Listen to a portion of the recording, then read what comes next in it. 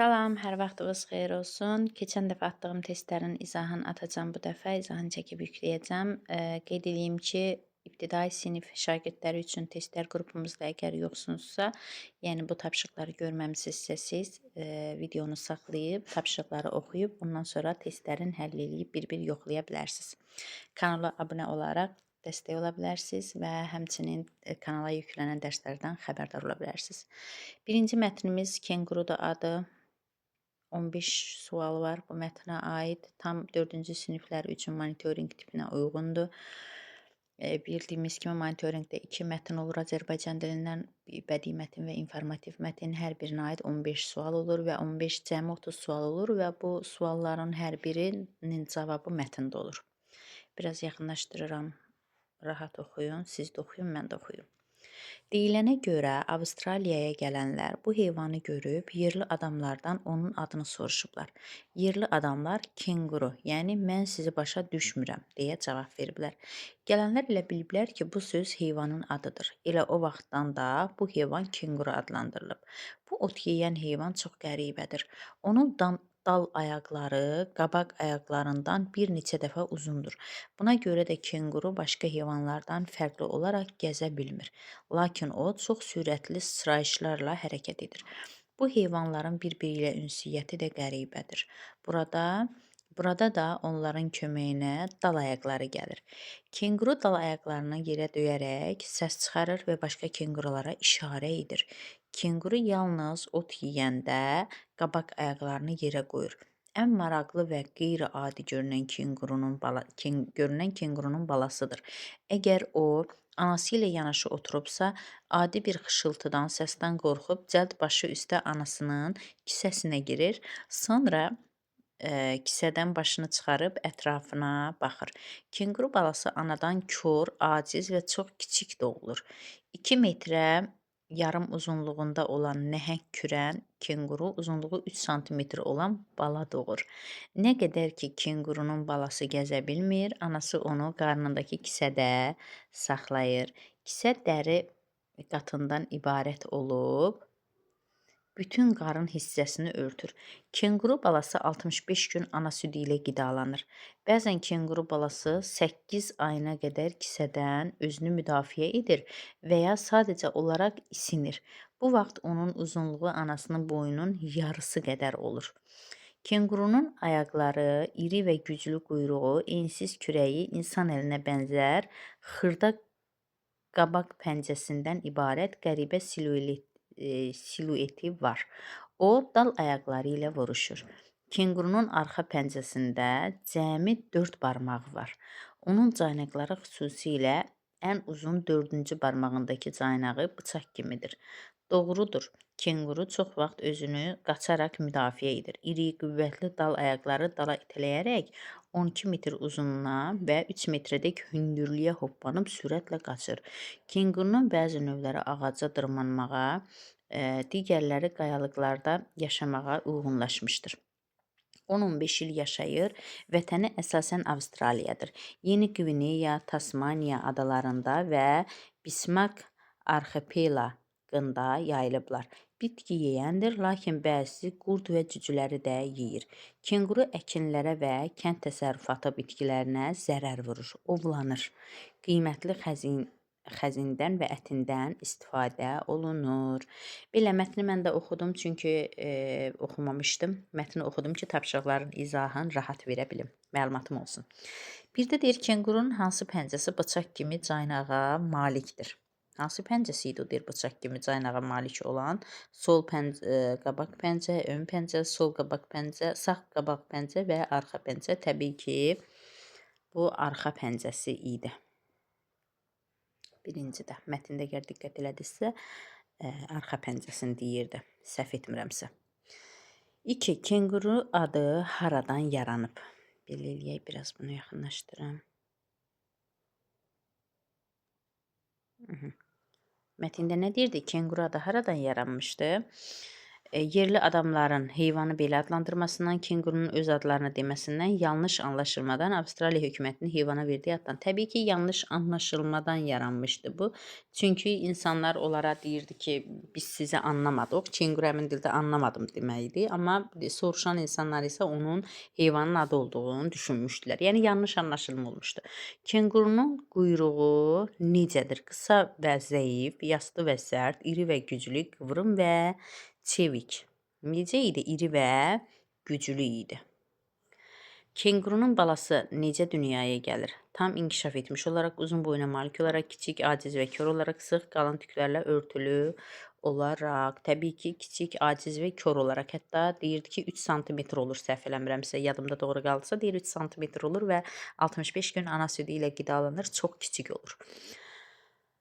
5. Kengurular harada yaşar? Qütb bölgələrində, qayalıqlarda və ağaclarda, çöllərdə və meşələrdə, dəyişən dəniz mühitində. Təbii ki, qayalıqlarda və ağaclarda idi.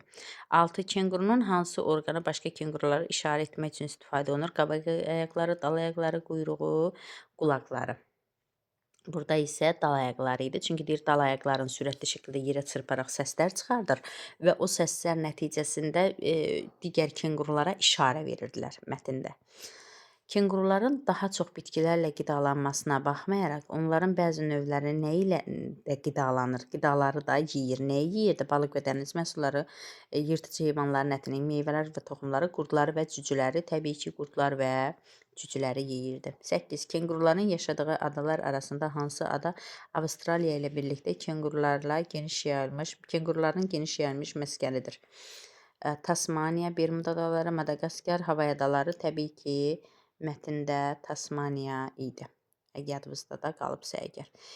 9. Kengurunun ovlanmasının əsas səbəbi hansıdır? Sayların çoxaldığı üçün, təbiətə zərər verdiyi üçün, qiyməti xəzi və əti üçün, başqa heyvanları qorumaq üçün, təbii ki, qiymətli xəzi və əti üçün ovluyurdular. Sonluğundaydı mətnin, səhv eləmirəmsə.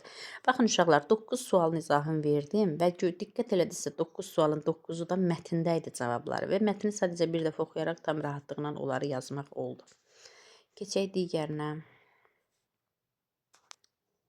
10-dan 15-ə qədər olanı.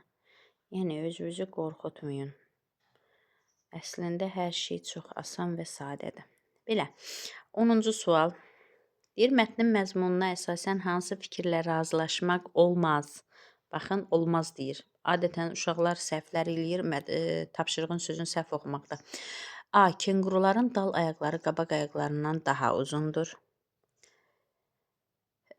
B. Kenguru balası anadan doğulduqdan dərhal sonra gəzə bilir. Gəzə bilirdi dərhal sonra. Kenguru balası anasının kisəsində inkişaf edir. Kengurular sürətli sıçrayışlarla hərəkət edir. A da doğrudur, C də, B də. Səhv olan B bəndidir. Çünki onlar dərhal gəzə bilmirdi. Bir neçə ay anasının kisəsində olur. 8 ay idi, səhv eləmirəmsə. Hansı bənddə səbəb nəticə əlaqəsi düzgün göstərilməmişdir? Səhv göstərilmişdir. Düzgün olmayanı soruşur. A-da, yəni səbəbin altında səbəb verilir. O səbəbdən hansı nəticə doğurur, onu verir. Görək hansında doğrudur, hansında səhvdir. A. Kenguruların dal ayaqları qabaq ayaqlarından uzundur. Onlar gəzə bilmir, sadəcə sıçrayışlarla hərəkət edirlər. Bəli, doğrudur. B. Kenguru balası anasından kör və aciz doğulur. Bəli, və bunun nəticəsində nə olurdu? O anasının kisəsində inkişaf edir və müdafiə olunurdu. C. Kengurular dal ayaqları ilə səs çıxarır. Bəli, bunun nəticəsində nə olurdu? Onlar bir-biri ilə ünsiyyət qurmasına kömək eləyirdi. Digər kengurulara xəbər göndərə bilirdi. O dal ayaqlarının çıxardığı səslər vasitəsilə. D. Kenguruların bədən quruluşu qəribədir. Bu onları ovlamağa məcbur edir. Xeyr. Səbəb və nəticə əlaqəsi gözlənilməyib D-də. 12. Mətnin birinci cümləsindəki yerli adamlar ifadəsinə hansı sözlə əvəz etmək olar? Yerli adamlar, yəni kimə deyirlər uşaqlar? Yəni sakinlərə deyirlər təbii ki. Səyahətçilər yox, qonaqlar yox, turistlər yox, sakinlər. Yerli əhali məsəl üçün də, yəni orada doğulub böyüyən insanlar. Biri var harasa gələsən, biri var doğulduğun yer ola, məskən ola, yəni o mənada. Sakinlər daimi yaşayan insanlar mənasında. 13. Mətndə hansı suala cavab tapmaq mümkündür? suala cavab tapmaq mümkündür. Yəni o sualın cavabı mətndə var. A. Kenquruların xəzinin dəyəri nə qədərdir? Bu varmı idi mətndə? Yox. Yəni o kenquru xəzinin neçəyə satıldığı, nə olduğu haqqında mən bir məlumat oxumadım. B. Kenquruların ən çox neçə balası olur? Bunun haqqında da bir məlumat oxumadım. Sadəcə balası haqqında məlumat deyildi. Kenqurular hansı hava şəraitini sevir? Bunun haqqında da məlumat yox idi. Kenquru balası neçə gün ana südü ilə qidalanır? Bəli, 65 gün bu sualın cavabı mətndə var idi. 14. Kenqurular hansı xüsusiyyətlərinə görə gəzə bilmirlər? Dal ayaqları qısa olduğu üçün dal ayaqları qısa idi, yoxsa əksinə uzun idi? Dal ayaqları qabaq ayaqlarından uzun olduğu üçün, bəli, B bəndə. Bədən ağır olduğu üçün, gözləri zəif olduğu üçün, yox. 15 və bu mətnə aid sonuncu sualımız kenqurular hansı sahəyə zərər vurur? Meşəlik ərazilər, dəniz məhsulları, kənd təsərrüfatı və ya xırda heyvanlar. Təbii ki, kənd təsərrüfatına zərər vurur. Ot yeyən bitki daxil. Məsəl üçün, kənd təsərrüfatında gedib sahəvə, tarlaya nəsə əkmisənsə, onu kenquru gəlib qırıb yeyəcək və sənə zərər vermiş olacaq. Belə uşaqlar, kenquru mətninin izahını verdim. Ümid eləyirəm ki, aydın oldu. Keçək ikinci mətnimizə. Bu mətn də o digərinə nisbətən biraz qısadır. Həm buna da aid 15 sualdır və sualların cavabı mətnin içindədir. Ona görə son dərəcə diqqətli oxuyun. Videonu saxlayıb, oxuyub, sonra tapşırıqları eləyə bilərsiniz. Başlayıram. Bir zamanlar köhnə ayaqqabıları təmir edən kasıb bir çəkməçi var idi. O, öz işini görərkən mahnı da oxuyurdu. Səhərdən axşama kimi vaxtını belə keçirirdi. Oradan keçənlər çəkməçinin mahnılarını çox sevir, dayanıb heyranlıqla dinləyərdilər. O da bəyənildiyini görüb, daha da həyəcanlanır, sevinir, boğazının bütün gücü ilə oxuyurdu. Bu çəkməçinin bir də pulpərəst qonşusu var idi. O zənginlik içində üzür, pulunun hesabatını aparmır, çox az mahnı oxuyur, çox az yatırdı. Səhər yuxuya gedən pulpərəst adam cileylənməyə başladı ki, kaş yemək içmək kimi yuxu da bazarda satılardı. Bir gün ağlına parlaq fikir gəldi. O gözəl səsli çəkməçinin malikanəsinə dəvət etdi. Dostum, deyə bilərsənmi, ildə nə qədər pul qazanırsan, deyə soruşdu. Şən çəkməçi gülümsədi. İlmi dediniz, cənab? Mən belə hesab etmirəm. Mən heç vaxt bir günün hesabını növbəti günün hesabına əlavə etmirəm. İlin sonuna çatım kifayətdir. Hər gün öz çörəyini özü gətirir. Bəs gündə nə qədər qazanırsan? Pulpərəst adam israrla soruşdu. Bəzən çox, bəzən az, amma həmişə nəsə qazanıram, çəkməçi dedi. Pulpərəst adam güldü. Bax, mən sənə kömək edim. Bu 100 qızılı götür, ehtiyatda saxla və lazım olduqda çəkinmədən xərclə, dedi. Çəkməçi ilə düşündü ki, 100 illərdir ki, torpaqdan çıxarılan bütün qızıllar onun önünə sərilib. Qızılları evinə apardı, gətirib qabağına qoyanda içini bir qorxu bürüdü. Bəs birdən bu qızılları oğurlasalar, deyə düşündü. Sonra qızılları büküb evin zirzəmisində gizlətdi, amma özü də hiss etmədən qızıllarla birlikdə bir şeyi də bastırdı. Yaşamaq həvəsini. Artıq mahnı oxumurdu və səsini itirmişdi. Yuxusu da qaçmışdı. Evinə gələnlərə şübhə ilə baxmağa və yersiz narahat olmağa başlamışdı. Bütün günü gözü qapıda idi. Bir pişik gecələr xəfif səs-küy salsa, qızılları kiminsə aparacağını düşünərək yatağından sıçrayırdı. Nəhayət bu həyata dözə bilməyib, qızılları gizlətdiyi yerdən çıxardı, pulpərəst adamın qapısına getdi. Cənab, bu 100 qızılı götür, mənə mahnılarımı və yuxumu qaytar, dedi. Çox maraqlı, bədii bir mətn idi. Digər oxuduğumuz kenquru mətni informativ mətn idi. Niyə görə informativ mətn idi? Çünki biz orada kenquru haqqında məlumatlar öyrəndik və dəqiq məlumatlar öyrəndik. Bu mətn isə uşaqlar bədii mətndir. Bədii mətn yəni hekayə, nağıl, bu tipli. Belə, keçək izahlara. 16-cı sual. Hadisələrdən biri digərlərindən əvvəl baş vermişdi. Yəni, mətndə verilən hadisələr ardıcıllıq üzrə verir. Pulpərəst adam çəkməçiyə 100 qızıl verdi. Bu mətnin ortalarındaydı. Çəkməçi qızılları gizlətdiyi yerdən çıxartdı. Bu mətnin sonundaydı. Pulpərəst çəkməçini malikanəsinə dəvət etdi. Çəkməçinin içini qorxu bürüdü.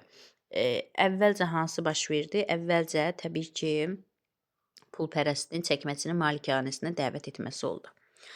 Mətndə əsas fikir nədən ibarətdir? Ağıl yaşda deyil başdadır. Zəngin o adamdır ki, nəyi varsa onunla kifayətlənir. İşləməyən dəmir pas tutar. Dost dar gündə tanınar. Təbii ki, uşaqlar, burada mətnin əsas fikri odur ki, zəngin o adamdır ki, nəyi varsa onunla kifayətlənir. Acgözlük etmir. Olanına şükür edir, belə deyək. Keçək digər tərəfə 18-ci suala. Belə. Niyə bir dəqiqə rahat görünsün? Aha. 18. Altından xətt çəkilmiş sözü hansı sözlə əvəz etmək olar? Səhər yuxuya gedən pulpərəst adam gileylənməyə başladı. Gileylənmək yəni nəyə deyirlər? Qorxmağa, şikayətlənməyə, həyəcanlanmağa, yoxsa sevinməyə? Gileylənmək yəni uşaqlar şikayətlənməkdir. Nədənsə şikayətlənirsən, gileylənirsən. 19. Çərçivədəki cümləni davam etdirən cavabı seçin. Bax, cümlə mətndən verilib, ardı da mətndədir. Çəkməçi qızılları geri qaytardı, çünki gizlətməyə yeri yox idi. Ailəsi qızılları qəbul etmədi.